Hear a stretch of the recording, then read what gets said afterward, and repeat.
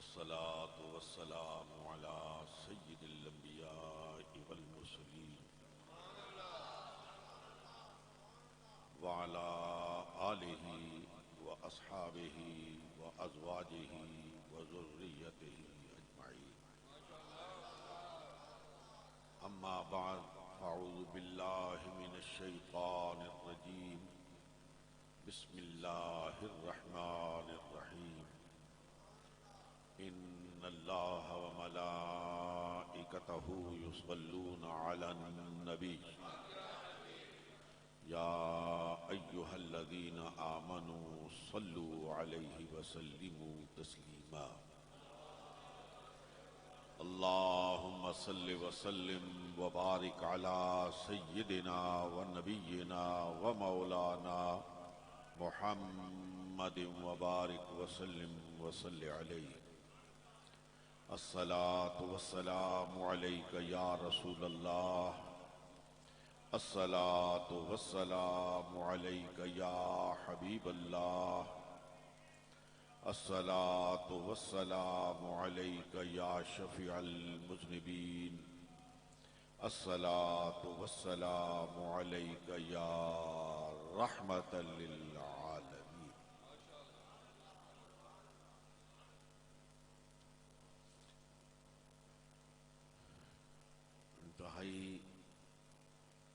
انتہائی قابل احترام حضرت مخدوم عباس شاہ صاحب، میرے انتہائی محترم محبوب محترم حضرت پیر جابر علی شاہ صاحب، صاحبزادگان برادران طریقت، غالباً آج دوسری مرتبہ اس عظیم مرکز پر حاضری کی سعادت سے بہرامند ہو رہا ہوں. بلا شبہ بنگالی شریف خطہ پوٹھوار کی عزت اور عظمت کا نشان ہے.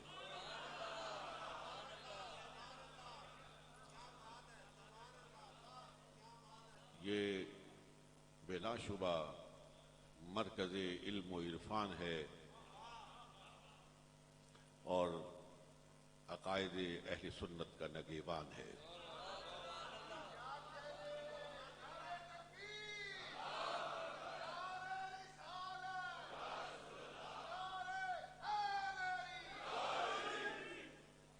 میں نے اپنے والد گرامی کی زبان سے کئی مرتبہ حضرت پیر عبداللہ شاہ صاحب رحمت اللہ تعالی علیہ کا اسم گرامی نام نامی بڑی عزت اور محبت کے ساتھ سنا. میں اللہ کا شکر ادا کرتا ہوں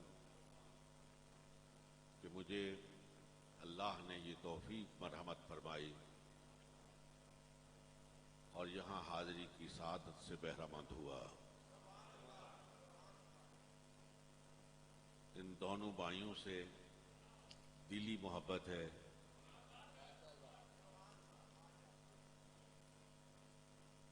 محبت صورت سے بھی ہوتی ہے اور محبت سیرت سے بھی ہوتی ہے.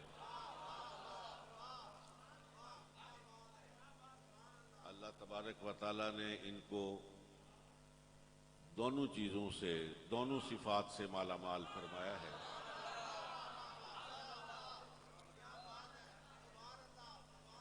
ان کی صورت سے بھی محبت ہے، ان کی سیرت سے بھی محبت ہے.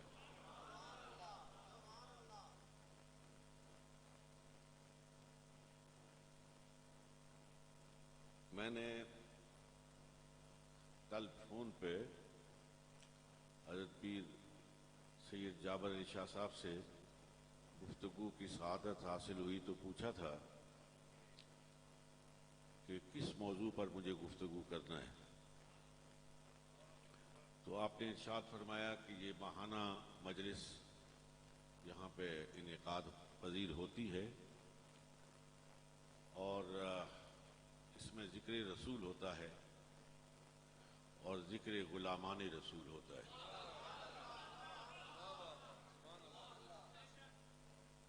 تو میں انتہائی اختصار کے ساتھ انتہائی مختصر گفتگو پیش کرنے کی سعادت حاصل کروں گا. یوں تو اگر دنیا کے درختوں کو قلم بنا دیا جائے اور سمندروں کو روشنائی میں تبدیل کیا جائے تو اللہ رب العالمین کے ارشاد کے مطابق اوصاف محمد مصطفیٰ کو منضبط نہیں کیا جا سکتا ہے.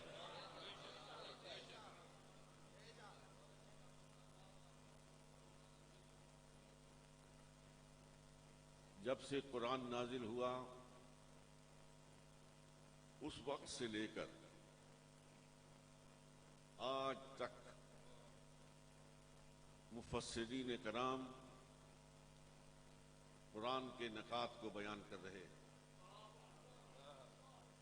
تفاسیر پیش کر رہے ہیں. میں پورے دعوے سے ایک بات آپ اصحاب علم کے دسترخوان علم پہ رکھنا چاہتا ہوں کہ دنیا میں کوئی ایسی کتاب نہیں جس کی اتنی تفاسیر لکھی گئی ہو، کوئی کتاب. اور دنیا معلوم میں کوئی زبان ایسی نہیں جس میں تفسیر قرآن نہ لکھی گئی.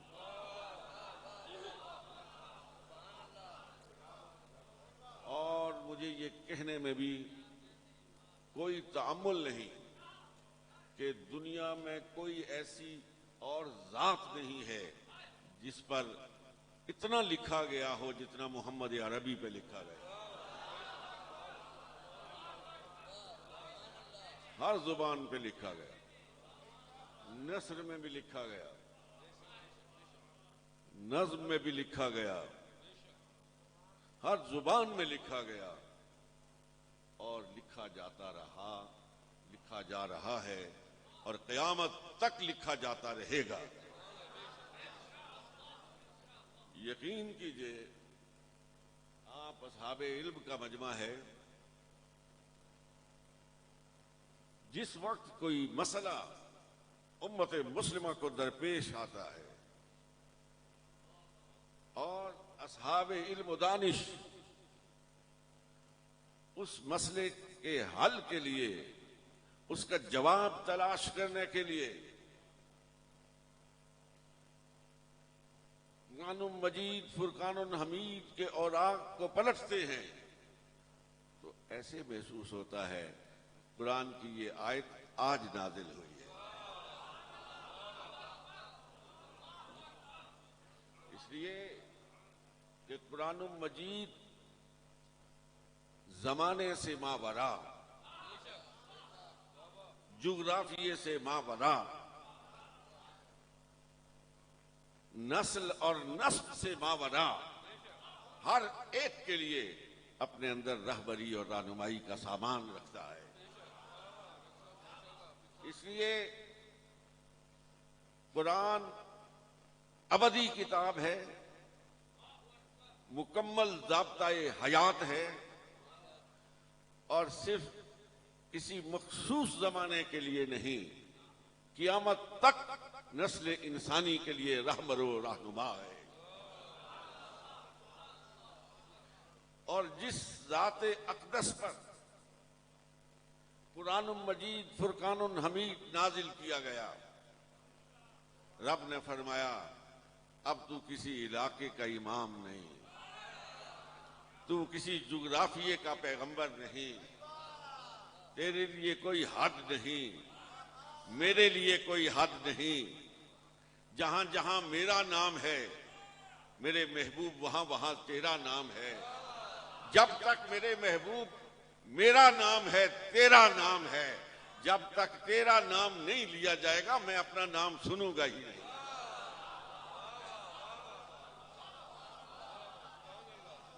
انتہائی قابل احترام سامعین محترم، میں اپنے اس کہے ہوئے جملے کو دہرانا چاہتا ہوں کہ جس طرح دنیا معلوم میں قرآن مجید فرقان حمید کی تفسیر کو لکھا گیا، بالکل اسی طرح دنیا کی ہر زبان میں محمد عربی کی سیرت کو لکھا گیا ہے۔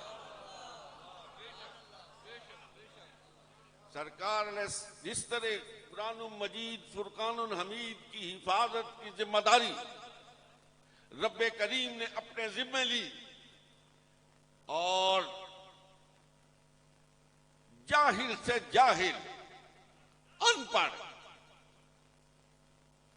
پہاڑ کی چوٹی پر کھڑے ہو کر قرآن کو ہاتھ میں لے کر پورے آہنگ سے کہہ سکتا ہے کہ یہ ہے وہ قرآن جو آج سے 1500 سال پہلے محمد عربی کے قلب اطہر پر نازل ہوا تھا۔ اس میں کسی زبر، کسی زیر، کسی شد اور مد کی کوئی تحریف نہیں ہے۔ بالکل خدا کی قسم اٹھا کے کہتا ہوں، محمد عربی کے ماننے والوں، محمد عربی کے غلاموں، محمد عربی کے نام پر مچل جانے والے اے غلامان محمد صلی اللہ علیہ وسلم، اسی طرح آپ کے نبی کا بیٹھنا محفوظ ہے، آپ کے نبی کا اٹھنا محفوظ ہے، چلنا محفوظ ہے، پھرنا محفوظ ہے، سونا محفوظ ہے، جاگنا محفوظ ہے، آپ کے نبی کا بولنا محفوظ ہے، آپ کے نبی کا خاموش رہنا بھی محفوظ ہے۔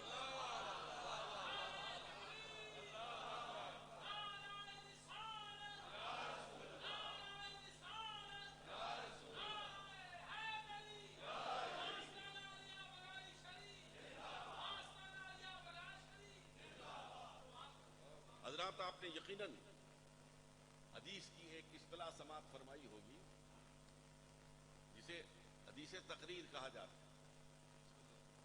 یہ وہ تقریر نہیں ہے جو میں کر رہا ہوں، یہ وہ تقریر نہیں ہے۔ اصطلاح حدیث میں حدیث تقریر اس کو کہا جاتا ہے کہ کوئی کام سرکار علیہ الصلوۃ والسلام کے سامنے کیا گیا اور آپ نے اس پر خاموشی اختیار فرمائی۔ چنانچہ حضور بولے تو آپ کے صحابہ نے اسے بھی محفوظ کر لیا، حضور خاموش رہے صحابہ نے اسے بھی محفوظ کر لیا۔ اور اے غلامان محمد صلی اللہ علیہ وسلم، اپنے نبی کی عظمت پہ مچل جاؤ کہ سرکار علیہ الصلوۃ والسلام کا صرف قول محفوظ نہیں، سرکار کا صرف فعل محفوظ نہیں، سرکار علیہ الصلوۃ والسلام کی ادائیں بھی محفوظ ہیں، حضور کی ادائیں بھی محفوظ ہیں۔ حضور نے جنبش کی، صحابہ نے اس جنبش کو محفوظ کر دیا۔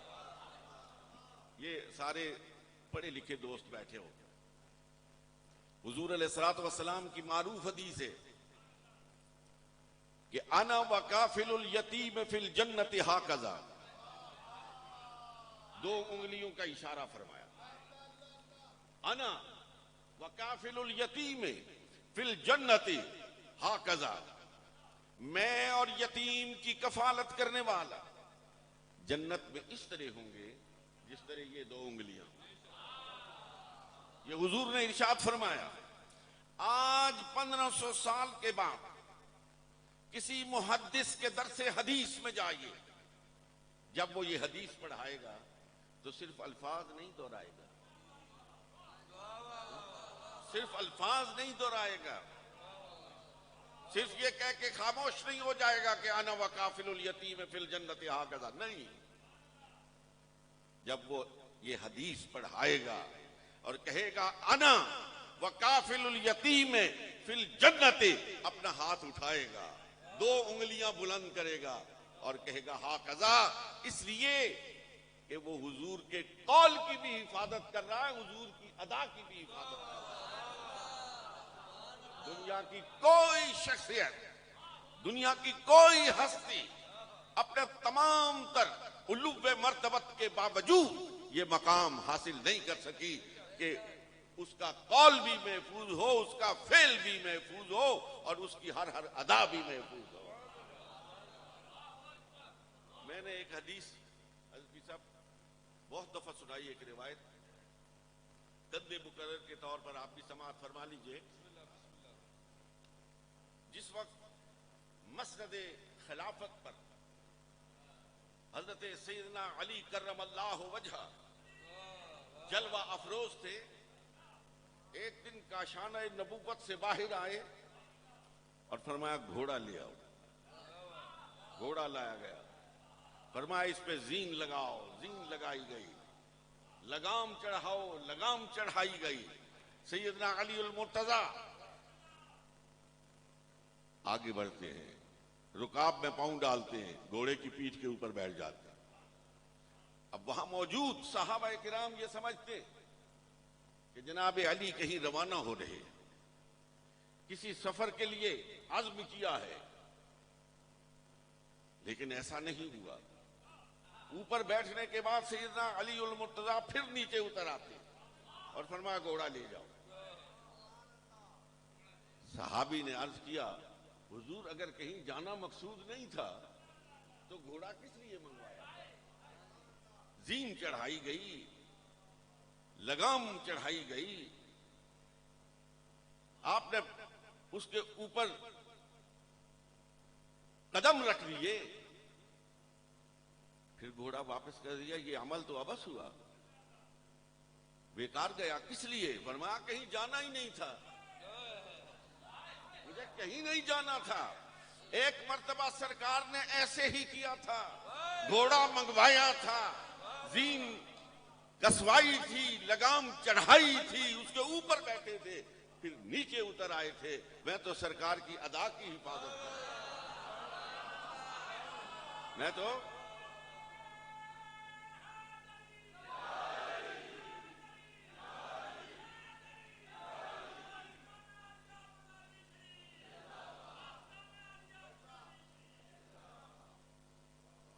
قربان جائیے اپنے نبی محتشم علیہ السلام کے مقام اور مرتبے پر۔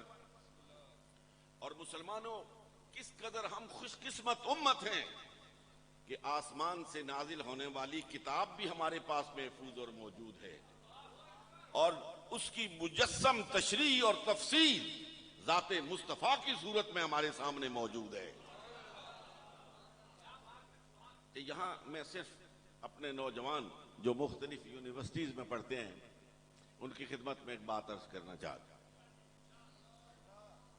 کہا گیا کہ سرکار علیہ السلام کا کام پیغام کو لانا، سو کمال حزم اور احتیاط کے ساتھ حضور علیہ السلام نے اللہ کا وہ پیغام مخلوق خدا تک پہنچا دیا۔ بس حضور کا کام ختم ہو گیا۔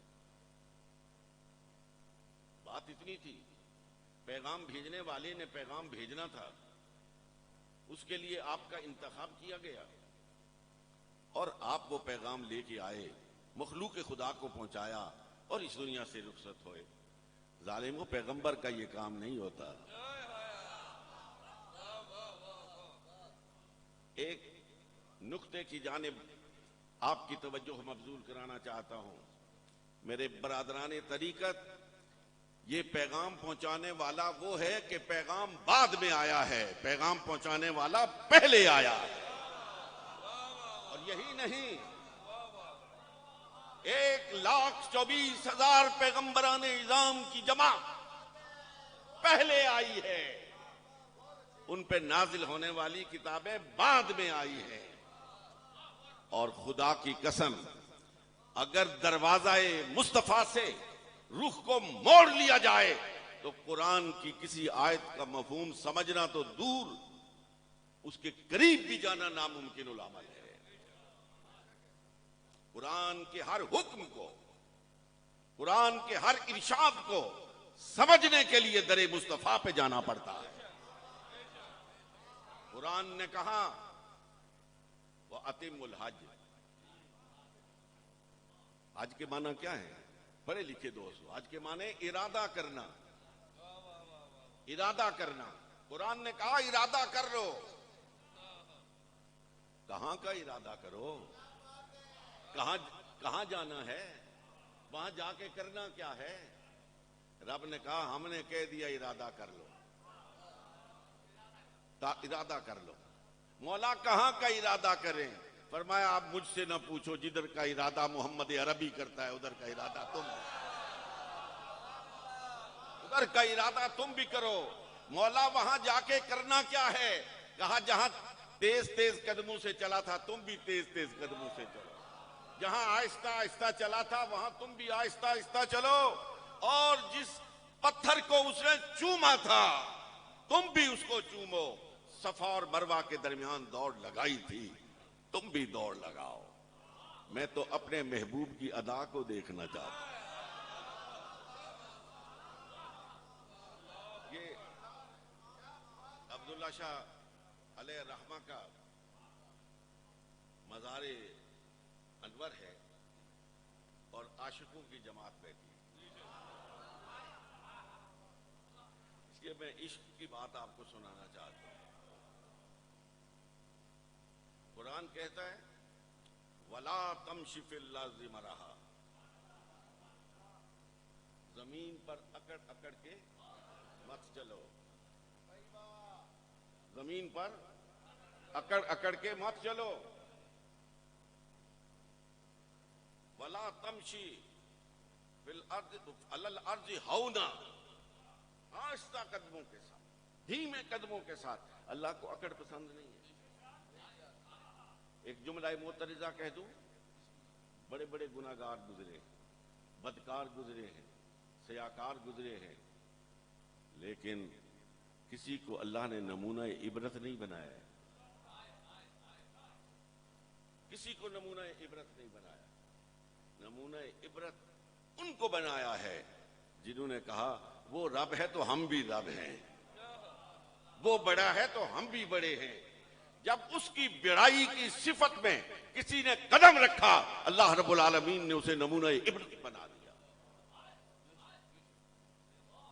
اور یہ جو مست ہو کے چلنا ہے، اکڑ ہو کے چلنا ہے، یہ تکبر کی علامت ہے، اس کو اللہ پسند نہیں فرماتا ہے۔ مت چلو اکڑ کے۔ لیکن حضور نبی کریم رؤوف الرحیم علیہ الصلوۃ والسلام جب حج کے لیے گئے تو آپ کے ساتھ وہ صحابہ تھے جنہوں نے دین کی محبت میں، جنہوں نے محمد عربی کی محبت میں اپنے اس مکے کو چھوڑا تھا، اپنے خیش و اقارب کو چھوڑا تھا، جن درختوں کے سائے میں بیٹھا کرتے تھے ان درختوں کو چھوڑ کے چلے گئے تھے، اس سرزمین کو چھوڑ کے چلے گئے تھے۔ اور روایت میں آتا ہے جس دن مکہ فتح ہوا نا تو صحابہ کرام جب ان پہاڑوں سے نیچے اترے، کوئی زمین کو چوم رہا تھا، کوئی درخت کو چوم رہا تھا، کوئی کسی دیوار کے ساتھ لپٹا ہوا تھا۔ ماضی کی یادیں اس کے ذہن میں چکر لگا رہی تھی۔ تو حضور نبی کریم رؤوف الرحیم علیہ الصلوۃ والسلام جب مکہ مکرمہ میں حج کے لیے داخل ہوئے تو دیکھا کفار مکہ دائیں بائیں آگے پیچھے کھڑے ہیں اور آنکھیں پھاڑ پھاڑ کے دیکھ رہے ہیں کہ وہ جنہوں نے اپنے گھر بار کو چھوڑا تھا، مال اولاد کو چھوڑا تھا، خیش اقارب کو چھوڑا تھا، آج آئے ہیں۔ ادھر گئے تھے، بے سر و سامانی کے عالم میں گئے تھے، ان کی کمر ہمت تو ٹوٹ چکی ہوگی۔ نبی علیہ الصلوۃ والسلام نے ان کے ارادوں کو بھانپا اور فرمایا او ابو بکر و عمر، او عثمان و علی، او میرے جانے سارو، یہ مشرکین، یہ شریک لوگ دیکھو،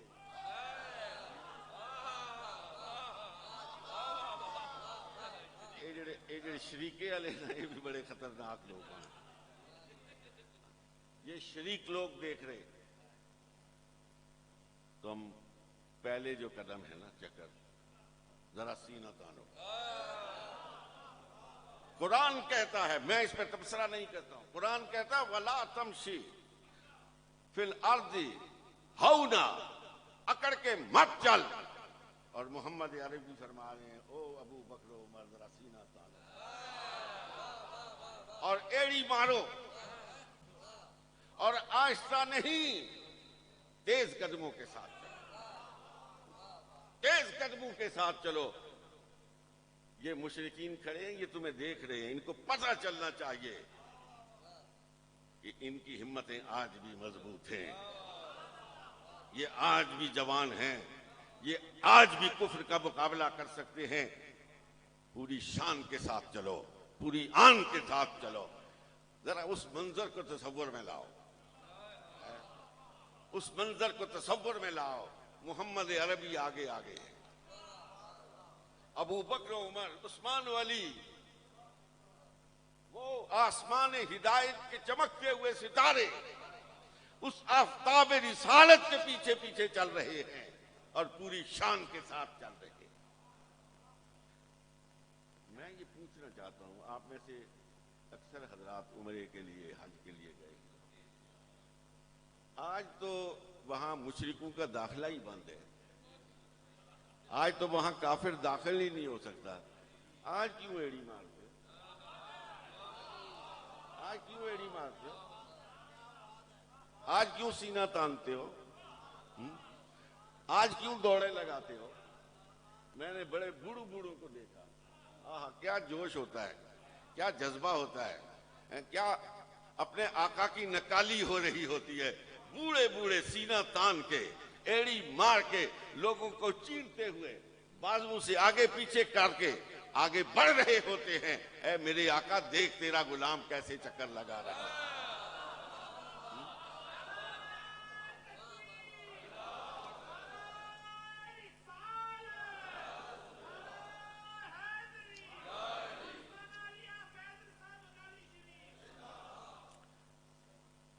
کیوں آج کیوں چل رہے ہیں؟ آج تو وہاں کوئی مشرک کھڑا نہیں ہے، تو پھر یہ دوڑ لگانا، پھر یہ سینہ تاننا، پھر یہ ایڑی مارنا کیوں؟ رب نے فرمایا اور کچھ بات نہیں ہے، میرا محبوب اس طرح چلا تھا، میرے محبوب کے غلام اس طرح چلے تھے. اے زائرین مکہ، تم عمرے کے لیے آؤ یا حج کے لیے آؤ، تم اسی طرح چلو جس طرح میرا محبوب چلا تھا، جس طرح میرے محبوب کے محبوب چلے تھے. میں تمہاری عبادت کو نہیں دیکھ رہا ہوں، میں تمہاری عبادت کو نہیں دیکھ رہا ہوں، میں تو اپنے محبوب کی ادا کو دیکھ رہا ہوں. حضور کا اور رب کریم کا تعلق، یہ دیکھنے سے بات مجھے یاد آئی کہ سب مسلمانوں کا پہلا قبلہ بیت المقدس تھا،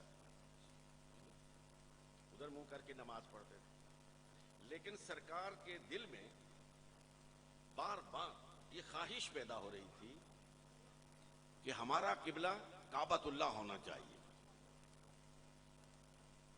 میں تھوڑی سی آپ کی توجہ چاہتا ہوں، ہمارا قبلہ کعبہ شریف ہونا چاہیے. یہ حضور کی خواہش تھی اور حضور اوپر دیکھا کرتے تھے کب اس خواہش کی تکمیل ہوتی ہے، کب اللہ رب العالمین میرے ارادوں کو قبولیت سے سرفراز فرماتا ہے.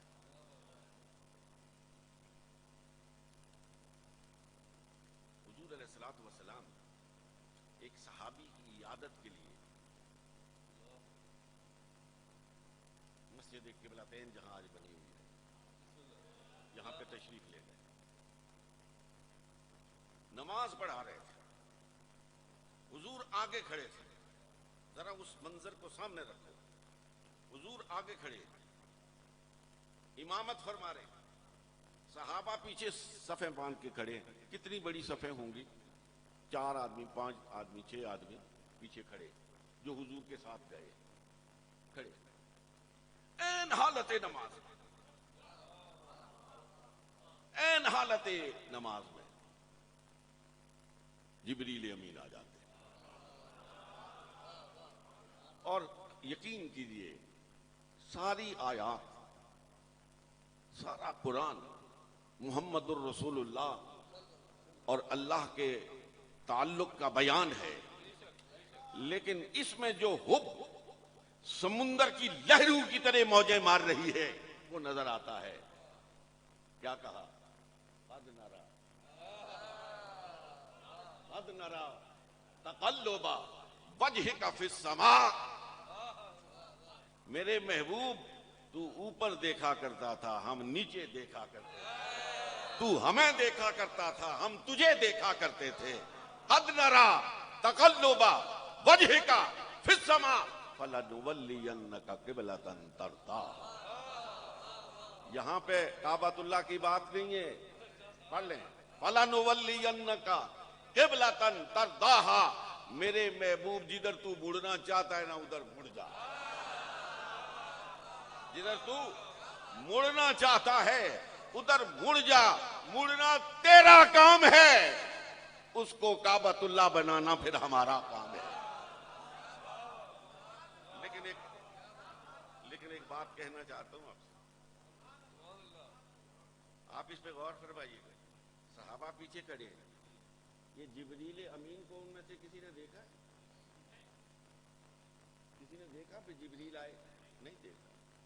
کسی نے قرآن کے نازل ہونے والی آیات کو سماعت فرمایا ہے؟ نہیں سماعت فرمایا۔ تو پھر پیچھو کنگور آ گیا نمایا کہ ابھی تو حضور ادھر مڑے ہوئے تھے، اب ادھر کیوں مڑ رہے ہو؟ ادھر کیوں مڑ رہے ہو؟ نہیں، جدھر حضور مڑتے گئے ادھر ہی صحابہ مڑتے گئے۔ 90 کی ڈگری پہ حضور نے رخ تبدیل کیا، سارے صحابہ نے رخ تبدیل کر لیا۔ میں اس کو سامنے رکھ کے ہمیشہ کہتا ہوں کہ مسلمانوں کا قبلہ نہ بیت المقدس ہے نہ بیت اللہ ہے، مسلمانوں کا قبلہ محمد الرسول اللہ ہے۔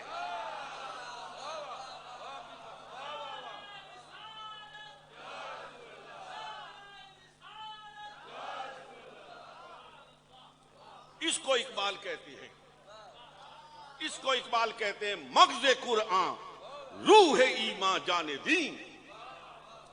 مغز قرآن روح ایمان جان دین، غصد حب رحمت للعالمین۔ محمد عربی صلی اللہ علیہ وسلم کی محبت میں گم ہو جانے کا نام ہی حقیقت میں دین اسلام ہے۔ حضور کی اداؤں کو اپنانے کا نام دین اسلام ہے۔ میرے انتہائی قابل احترام سامعین محترم،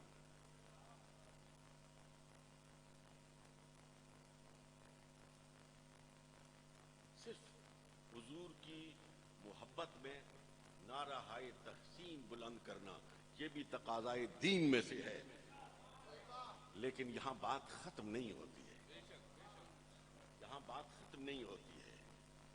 وَتُعَزِّرُوهُ وَتُوَقِّرُوهُ، یہ تعظیم، یہ توقیر مصطفیٰ۔ لیکن میں چلتے چلتے یہ بات کہنا چاہتا ہوں، میرے عزیزوں، باپ کی توہین برداشت کر لو، ماں کی توہین برداشت کر لو، لیکن قسم کھا کے اٹھو کہ اپنے نبی کی توہین برداشت نہیں کریں گے۔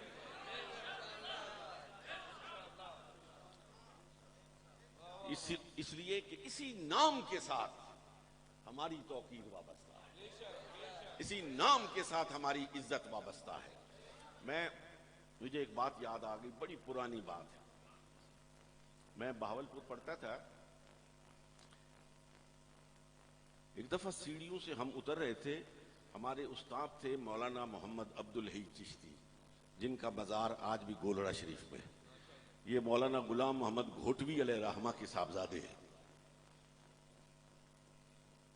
یہ ہمارے آگے آگے تھے، سیڑھیاں اتر رہے تھے، نیچے سے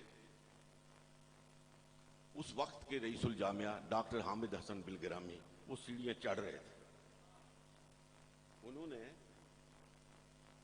ان کو دیکھتے ہی کہا، مولانا آج اساتذہ کی میٹنگ تھی، آپ اس میں تشریف نہیں لائے. انہوں نے کہا اچھا میٹنگ تو مجھے معلوم ہوا تھی لیکن مجھے اطلاع نہیں دی گئی. وہ تو ششدر رہ گئے کہ جامعہ کا اتنا بڑا استاد اور اساتذہ کی میٹنگ اور اس کے لیے اس کو اطلاع نہیں دی گئی. وہ وہیں پہ کھڑا ہو گیا سیڑھیوں پہ. یہ میرا آنکھوں دیکھا منظر ہے. اس نے کہا رجسٹرار کو بلاؤ اور سے کہو کہ آج وہ جو نوٹیفیکیشن ہوا تھا اس کی کاپی لے کے آئے. رجسٹرار ہانپتا کانپتا وہاں پہ پہنچا. کہا آپ نے مولانا کو اطلاع نہیں دی؟ اس نے کہا جی دی ہے. اس نے خود دیکھا اور وہ کاغذ جو ہے وہ مولانا کی طرف بڑھایا اور کہا مولانا یہ آپ کا نام لکھا ہوا ہے. ان کا کہنا ہے آپ نے اس پہ دستخط نہیں کیے. دستخط نہیں کیے. مولانا نے کہا یہ میرا نام نہیں ہے اس لیے میں نے دستخط نہیں. اس نے کہا حضرت میں خود دیکھ رہا ہوں نا یہ آپ کا نام لکھا ہوا ہے. کہا پڑھو کیا نام لکھا ہے. اس نے پڑھا عبدالحی چشتی. کہا میرا نام یہ نہیں ہے, میرا نام ہے محمد عبدالحی چشتی. اور اس پہ مولانا نے پورے آہنگ سے کہا کہ در دل مسلم مقام مصطفیٰ آبروئے ماذ نام مصطفیٰ. میرے نام کی آبرو تو محمد کے نام کے ساتھ ہے. وہی اعزاز تم نے مجھ سے چھین لیا, وہی اکرام میرا چھین لیا, میرا نام کہاں باقی رہا. روتے روتے مولانا بھی رخصت ہو گئے اور روتا روتا ڈاکٹر احمد حسن گلگرام بھی رخصت ہو گئے. ایک عرب بہت بڑا عبداللہ عمر نصیر وہ یہاں پاکستان کے دورے پر تھے تو ان کا ایک تاریخی جملہ ہے. کہنے لگے عربوں کو معلوم ہی نہیں کہ یہ دنیا اسلام کے گردا گرد کیوں جمع ہے. اگر اس میں سے محمد عربی کو نکال دیا جائے تو پھر پیچھے صفر ہی رہتا ہے. ایک ذات ہے جس کے ساتھ وابستگی کی وجہ سے دین اسلام آج روشن ہے. میں نے ایک دو مرتبہ ایک دو جگہوں پہ ایک بات سنائی, اچانک میرے ذہن میں آئی ہے, میں آپ کی خدمت میں بھی عرض کرتا ہوں. برمنگم میں شاید پیر صاحب بھی جاتے رہتے ہیں, یقیناً وہاں کسی نے سنایا ہوگا, وہاں ایک انٹرفیتھ کانفرنس ہوتی ہے بین المذاہب. وہ کانفرنس ہو رہی تھی تو وہ پروفیسر صاحب جو ہیں وہ کہتے ہیں کہ میں نے دیکھا سارا ماحول باہر نکلا, اس میں انگریز تھے, یہودی تھے, دیگر مذاہب کے لوگ تھے. نماز مغرب کے وقت وقفہ کیا گیا, اذان ہوئی, مسلمانوں نے نماز ادا کی. نماز کے بعد ایک برمنگھم یونیورسٹی کا پروفیسر مجھے بازو سے پکڑ کے ایک طرف لے گیا اور کہنے لگا باقی باتیں تو ٹھیک ہے, مسلمانوں کی ہر بات میں لاجک ہے, منطق ہے, لیکن میں نے دیکھا ہے کہ جس وقت کہا گیا اشہد ان محمد رسول اللہ تو آپ کے لوگوں نے اپنے ہاتھ اٹھائے, انگوٹھوں کو چوما, آنکھوں کو لگایا. یہ بات میری سمجھ میں نہیں آئی, یہ سمجھ میں نہیں آئی. کہ میں نے سوچا اب میں اس کو بتاؤں کہ شامی کے حاشیے پہ یہ لکھا ہے فلاں ہے, یہ بات تو اس کی سمجھ میں نہیں آئی.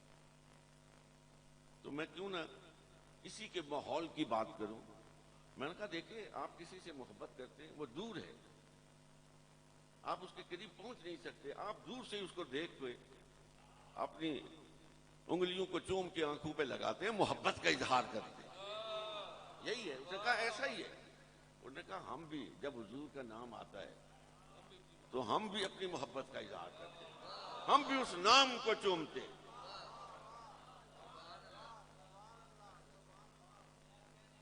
کہنے لگے چلے گئے, رخصت ہو گئے, اجلاس ختم ہو گیا.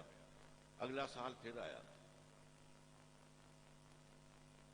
میں نے جب نماز پڑھی اور سلام پھیرا تو میں نے دیکھا سرے پہ وہ پروفیسر بھی نماز پڑھ رہا ہے, وہ جس نے سوال کیا تھا, جو عیسائی مذہب سے تعلق رکھتا تھا. وہ بھی سینے پہ کھڑا تھا. میں نے کہا اس کی قسمت تو بن گئی لیکن ہوا کیا ہے, یہ انقلاب آیا کیسے؟ ذرا اگر آپ سارے اپنی نظریں میری طرف مرکوز فرمائیں گے تو پھر شاید میری بات کا ابلاغ آسان ہو جائے. کہنے لگے میں اس کے پاس چلا گیا.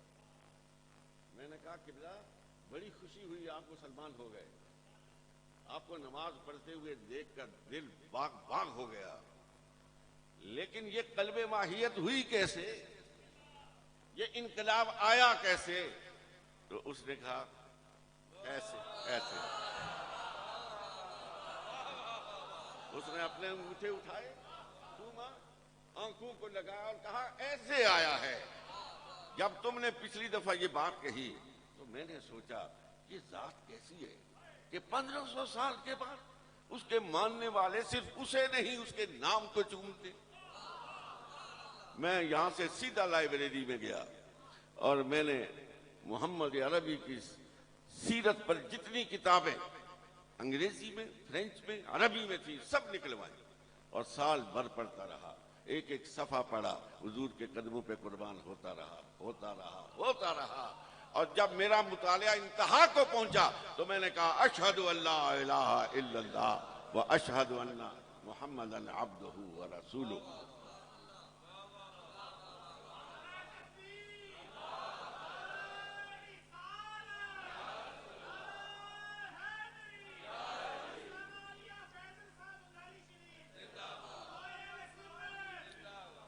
میرے انتہائی قابل احترام سامعین محترم, آج ضرورت ہے اس بات کی کہ محمد عربی کے یہ غلام دیکھیں کس قدر ماشاءاللہ ہجوم ہے, اور جس درگاہ پہ جائیں, جس خانقاہ پہ جائیں, آپ کو ہجوم عاشقاں نظر آئے گا.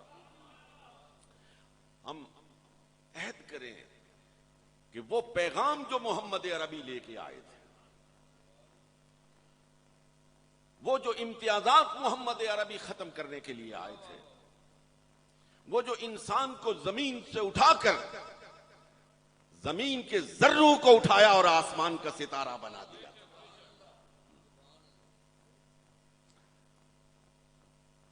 وہ کیا اقبال کی ربائی ہے, وہ دانائے سبل, وہ دانائے سبل مولائے کل فخر الرسل, جس نے, اگلی بات پہ غور کیجئے گا, وہ دانائے سبل مولائے کل فخر الرسل, جس نے غبار راہ کو بخشا فروغ وادی سینا. وادی سینا جانتے ہیں نا, جہاں اللہ کی تجلیات کا ورود ہوا تھا. فرمایا محمد عربی کا یہ انقلاب ہے کہ جو زمین کے ذرے تھے انہیں وادی سینا کے مقام تک لا کے پہنچا دیا. آج اس عظمت کی, اس عزت کی, اس وقار کی, اس تکریم کی اگر ہم حفاظت نہ کر سکیں تو کتنی حرمان نصیبی ہو. مسلمانوں, ہمارے گھروں میں اندھیرے چھائے ہوئے, تاریکی ہے. میں بھی ایک خانقاہ پہ بیٹھتا ہوں, ہر جمعے کو کوئی نہ کوئی مسئلہ طلاق ضرور پیش ہوتا ہے, ضرور مسئلہ طلاق پیش ہوتا ہے. غصے میں آ کے میں نے طلاق دے دی. میں نے کبھی کسی نے خوش ہو کر لاڈ میں بھی کہا ہے کہ جاؤ تجھے طلاق ہو, غصے میں ہی ہوتا ہے نا. تو غصے کی کیفیت میں ہی اپنے آپ کو قابو رکھنا یہ محمد عربی کی سنت ہے. اپنی خواتین کے ساتھ وہ سلوک کرو اے محمد عربی کے غلاموں جو محمد عربی صلی اللہ علیہ وسلم نے کیا تھا. آپ میں سے کون نہیں جانتا کہ غار ہرا کی خلوتوں سے جب محمد عربی صلی اللہ علیہ وسلم نیچے آئے, زملونی زملونی کا نعرہ زبان نبوت پر تھا, تو کس نے دلاسا دیا؟ کس نے آپ پہ کمبل ڈالا؟ کس نے کہا خدا آپ کو اکیلا نہیں چھوڑے گا؟ وہ حضور کی زوجہ محترمہ تھی, وہ ام المومنین تھی, وہ مسلمانوں کی ماں تھیں، وہ حضرت فاطمہ الزہرا کی والدہ تھیں، وہ سیدہ طیبہ طاہرہ خدیجۃ الکبریٰ تھیں رضی اللہ تعالی عنہا۔ اور دوستان محترم، جس سال ان کا انتقال ہوا، جس سال دو شخصیتیں ایک سال انتقال ہوا،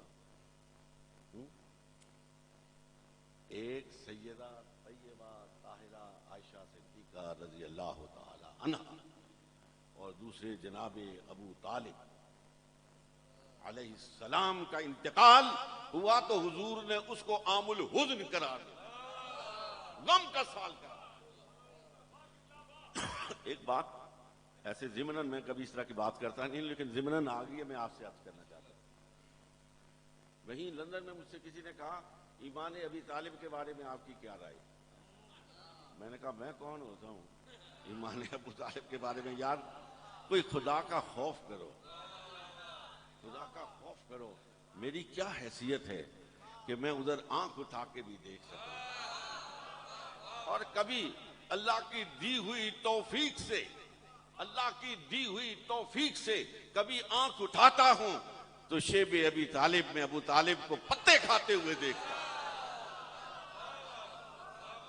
اور کبھی ادھر کان لگاتا ہوں تو سنائی دیتا ہے میرے بھتیجے دنیا ادھر سے ادھر ہو جائے، کافروں کو تجھے کبھی ہرگز نہیں دوں گا، ساری دنیا ایک طرف ہو جائے، ابو طالب تیری پیٹھ کے پیچھے کھڑا ہے۔ میں نے کہا میں اتنا جانتا ہوں، باقی کھوج تو میں لگا لو، معلوم کر لو کیا تھا کیا نہیں، میں تو صرف اتنا جانتا۔ بات دوسری طرف چلی گئی، سیدہ طیبہ طاہرہ خدیجۃ الکبریٰ رضی اللہ تعالی عنہا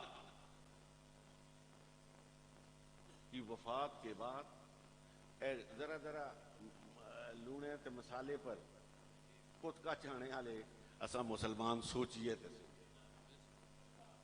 غور کیجیے گا۔ حضور اپنی اس زوجہ محترمہ کی وفات کے بعد جب کوئی میٹھی چیز آپ کی خدمت میں آتی تھی، گھر میں پکتی تھی، کوئی سالن اچھا پکتا تھا تو ان کی سہیلیوں کا حصہ الگ کیا کرتے تھے۔ کیا محبت ہے، کیا مودت ہے! اور مجھے وہ منظر آنکھوں کے سامنے نظر آ رہا ہے، تصور ہے کچھ حبشی نیزہ بازی کر رہے ہیں، مقابلہ بازی ہو رہی ہے، اور سیدہ طیبہ طاہرہ عائشہ صدیقہ رضی اللہ تعالی عنہا عرض کرتی ہیں حضور میں ذرا دیکھنا چاہتی ہوں۔ ناڑے سمجھے تو اور کوئی پیر تھیا جڑا یہ کم کرے؟ حضور نے فرمایا اچھا۔ حضور دروازے میں کھڑے ہو، کہا عائشہ پیچھے کھڑے ہو گئے اور میرے کندھے کے اوپر سے دیکھ،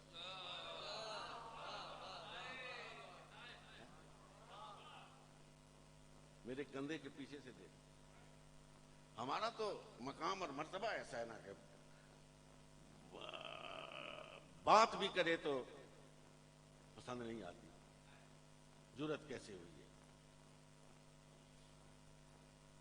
حضور نے فرمایا پیچھے کھڑے ہو جاؤ اور دیکھو، اور کافی وقت گزرنے کے بعد حضور نے پوچھا عائشہ بس کروں؟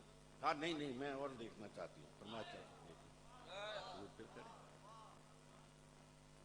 اور دوستان محترم، حضور علیہ الصلوۃ والسلام کا وہ ساتھی جسے حضور نے اللہ سے مانگ کے لیا،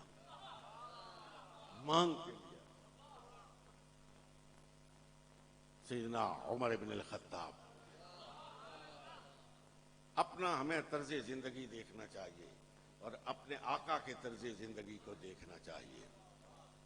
حضور مدینے کی گلی میں جا رہے ہیں اور حضور کا دست نبوت ہے، ید اللہ فوق ایدیہم وما رمیت اذ رمیت ولکن اللہ رمی۔ حضور کا دست نبوت ہے اور اس کے بیچ میں عمر کا،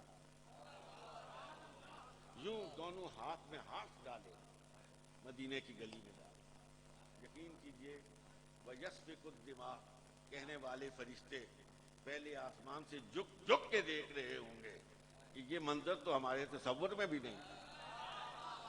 ہم نے تو لوگوں کو لڑتے ہوئے دیکھا، خون بہاتے ہوئے دیکھا، لیکن محبت کا یہ عہد و پیمان زمین پر ہاتھ میں ہاتھ دیے ہوئے جا رہے ہیں۔ حضرت عمر کی محبت جوش مار دیا، تو چہرہ انور کی طرف دیکھتے ہیں تو عرض کرتے ہیں یا رسول اللہ آپ مجھے میرے ماں باپ سے زیادہ عزیز ہیں، میرے مال و منال سے زیادہ عزیز ہیں، دنیا و ما فیہا سے زیادہ عزیز ہیں۔ اب کہنے والا کون ہے؟ عمر ہے۔ جس سے کہہ رہے ہیں وہ کون ہے؟ وہ محمد الرسول اللہ ہے۔ حضور نے فرمایا عمر ابھی تیرا ایمان مکمل نہیں ہوا ہے، ابھی تیرا ایمان مکمل نہیں ہوا۔ ہمارے استاد گرامی تھے مولانا سید احمد سعید شاہ صاحب کاظمی رحمۃ اللہ علیہ، فرماتے تھے کہ ادھر قلب عمر تھا اور ادھر نظر محمد عربی تھی، ادھر نگاہ رسالت مآب تھی۔ جب پلٹ کے رسول اللہ نے ادھر دیکھا نا تو قلب عمر کی کیفیت بدل گئی۔ کہا یا رسول اللہ صلی اللہ علیہ وسلم آپ مجھے میرے ماں باپ سے زیادہ عزیز، آل اولاد سے زیادہ عزیز، خیش اقارب سے زیادہ عزیز، دنیا و ما فیہا سے زیادہ عزیز، حتیٰ کہ آپ تو مجھے میری جان سے بھی زیادہ عزیز۔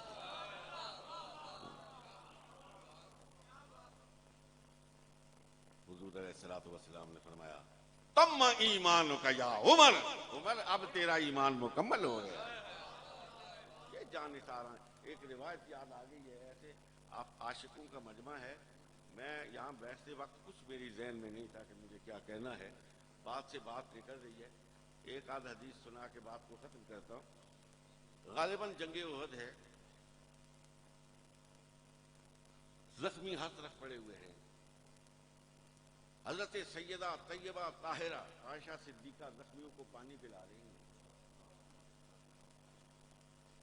دیکھا تو ایک زخمی صحابی زخموں سے چور چور جسم سے خون رس رہا ہے، جاں کنی کی کیفیت میں ہے، لیکن زبان حرکت کر رہی ہے۔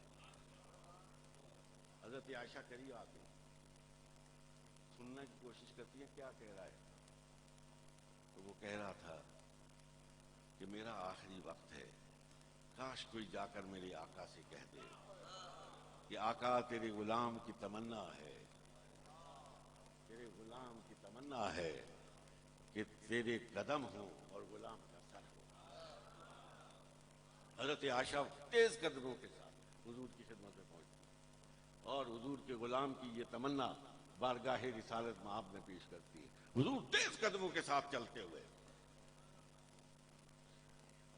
اپنے غلام کے پاس پہنچتے ہیں، سر پہ دست نبوت رکھتے ہیں، آنکھ کھولتے ہیں اور چہرہ مصطفیٰ کو دیکھتے ہیں، گھسیٹ کے اپنے آپ کو اپنا سر سرکار کے قدموں میں رکھ دیتے ہیں اور پڑھتے ہیں رضیت باللہ ربا وبالاسلام دینا وبمحمد نبی صلی اللہ علیہ وآلہ وسلم، اور اپنی جان آفرین کے سپرد کر دیتے ہیں۔ جگر کا ایک شعر نوکے زبان ہے، جگر نے کہا تھا پتہ نہیں کس موقع اور محل کے لیے اس نے اس کو موضوع کیا تھا، لیکن مجھے بڑا برمحل لگتا ہے کہ جان ہی دے دی جگر نے پائے یار پر، جان ہی دے دی جگر نے پائے یار پر، عمر بھر کی بے قراری کو قرار آئی۔ میں اپنی گفتگو کے اختتام سے پہلے اپنے محبوب گرامی حضرت پیر نصیر الدین نصیر رحمت اللہ تعالی علیہ کی یہ ربائی آپ کی نظر کرنا چاہتا ہوں۔ بڑی مشہور ربائی ہے اور نعت خانوں نے اسے خوب پڑھا ہے اور خوب پڑھا ہے۔ کہتے ہیں کہ تجھ سے میری زندگی کا یہ نظام چل رہا ہے، تجھ سے میری زندگی کا یہ نظام چل رہا ہے، تیرا آستاں سلامت میرا کام۔ تجھ سے میری زندگی کا یہ نظام چل رہا ہے، تیرا آستاں سلامت، میرا کام چل رہا ہے، نہیں عرش فرش پر ہی، زبردست بات ہے، کہتے ہیں نہیں عرش فرش پر ہی تیری عظمت، نہیں عرش فرش پر ہی تیری عظمتوں کے چرچے، تہے خاک لحد میں بھی تیرا نام چل رہا ہے۔ وآخر دعوانا ان الحمدللہ رب العالمین۔